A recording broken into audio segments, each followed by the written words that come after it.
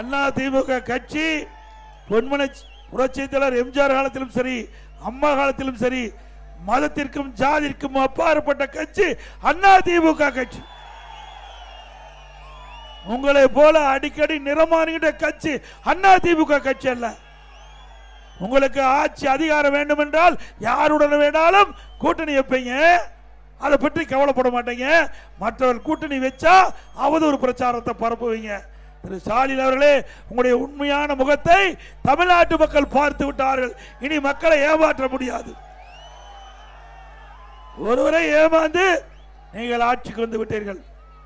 இனி தமிழகத்தில் திராவிட முன்னேற்ற கழகம் ஆட்சிக்கு வருகின்ற நிலை எப்போதும் இல்லை. இந்த தேர்தலோட திராவிட முன்னேற்ற கழகத்திற்கு முடிவு கட்டுகின்ற தேர்தல் 2026 சட்டமன்ற பொது தேர்தல். முடிவு கட்டுவீங்களா?